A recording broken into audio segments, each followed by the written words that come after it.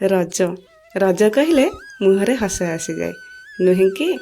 ଏବେ ରଜ ଅପେକ୍ଷା ସେତେବେଳର ରଜ ମଜା ହିଁ କିଛି ଅଲଗା ଥିଲା।